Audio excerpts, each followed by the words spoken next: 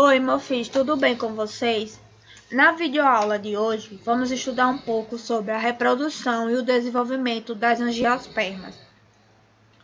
O conhecimento do mundo floral em seus diversos aspectos pode nos ajudar a estabelecer relações entre os fenômenos que ocorrem e as suas aplicações práticas. Isso é um motivo pelo qual devemos ampliar um pouco mais nosso leque de conhecimento, pois eles podem nos levar a entender e também a descobrir novas descobertas relacionadas ao mundo, ao reino das plantas, certo? As angiospermas, elas representam cerca de 90% das espécies atuais do reino plantais, certo? A principal característica que vai distinguir as angiospermas dos outros grupos de plantas vai ser a formação de estruturas reprodutivas que são denominadas de flores. Após a fecundação, as flores vão originar os frutos, dentro dos quais estão as sementes.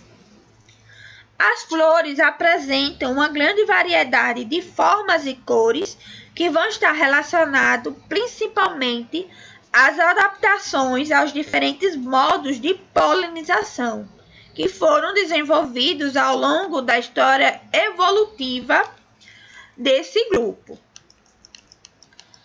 Quanto à reprodução das angiospermas, vejam só. Os conjuntos de folhas modificadas de uma flor vai ser denominado de vestilos florais. Estes são as bases de um ramo floral, que são cálice, corola, androceu e ginoceu. Então, a maioria das flores apresentam esses 4 componentes, sendo por isso chamada de flores completas. Há espécies que vão apresentar mais de 2 vestígios florais ou não vão ter nenhum vestígio florais, então são denominadas de incompleta. As angiospermas arborescentes, elas possuem 3 componentes principais. Quais são eles? Raízes, troncos e folhas. As raízes, elas são órgãos fixadores da árvore ao solo, nos quais vão absorver a água e os sais minerais. O tronco é constituído de inúmeros galhos e é o órgão aéreo responsável pela formação das folhas, efetuando também a ligação delas com as raízes. As folhas, elas são órgãos onde vai ocorrer a fotossíntese, ou seja, onde vai ocorrer todo o processo que vai produzir os compostos orgânicos que são essenciais para a manutenção da vida da planta, certo? Cada flor que aparece periodicamente nos galhos é um sistema de reprodução e é formado pela união de folhas modificadas presas ao receptáculo floral, que vai possuir um formato de disco, como vocês podem observar nessa imagenzinha aqui para vocês, certo? E por sua vez, esse receptáculo floral, ele vai ficar no topo do pêndulo floral, que é chamado de cabinho da flor. Nele vai haver uma série de círculos concêntricos, nos quais vão estar inseridos as peças florais. De fora para dentro, são 4 tipos de folhas modificadas constituintes da flor: sépalas, pétalas, estames e capelos. As sépalas, elas são mais externas e geralmente ela possui a cor verde, certo? Vão exercer a função de proteção do botão floral, que é a fase no qual a flor ainda não se abriu.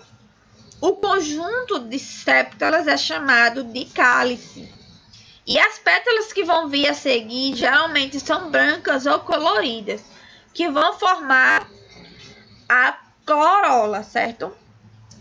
Que é um derivado de coroa, com a função de atrair os chamados agentes polinizadores, que nesse caso são os insetos. Os estames vão ficar dispostos mais internamente no receptáculo, Cada estame vai possuir um aspecto de palito, com uma haste. O filete ele vai sustentar uma flor numa porção dilatada, que é a ântera.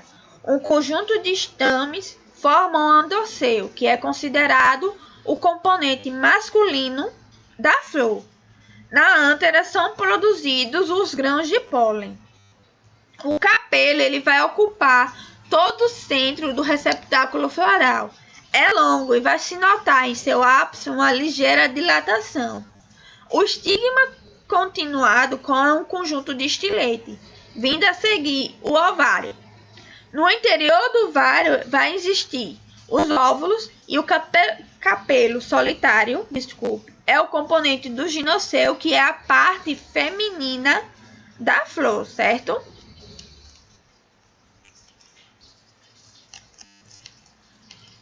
Essa imagem a seguir representa toda a estrutura interna e externa da flor.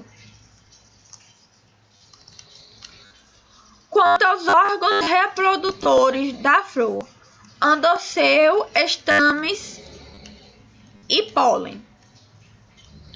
Os estames eles são folhas alongadas que durante a evolução vai dobrar-se sobre si mesma, diferenciando em duas regiões. O filete, a porção delgada e alongada que vai suportar a ântera, que por sua vez protege as bolsas produtoras de grãos de pólen, que vão ser conhecidos como um saco polínicos. Quanto à formação do grão de pólen, eles vão se formar nos sacos polínicos da ântera. Eles estão desenvolvidos por um tecido denominado de tampão, que também vai nutrir as células. São 4 sacos polínicos, cada 2 em uma arteria. Quando a ântera se torna adulta, os sacos polínicos vão se romper, liberando assim os grãos de pólen.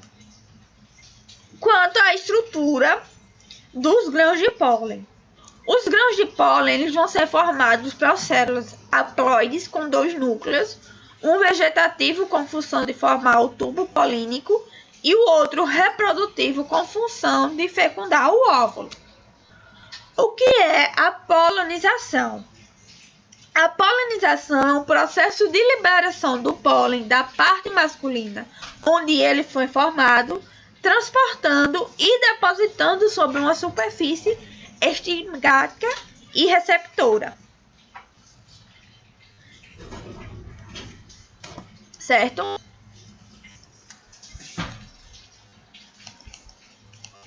O gineceu, capelo e ovário.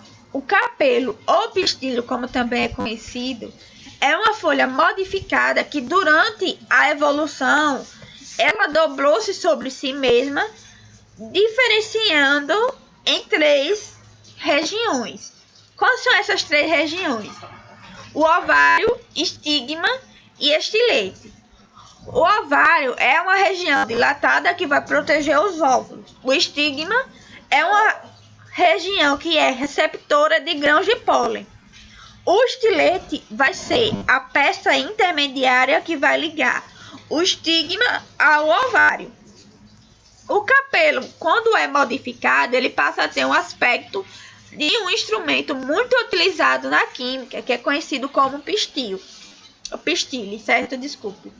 Motivo pelo qual também é assim denominado. E uma flor pode ter um só capelo ou vários, que fundindo-se totalmente ou parcialmente formam espécies de lojos, digamos assim.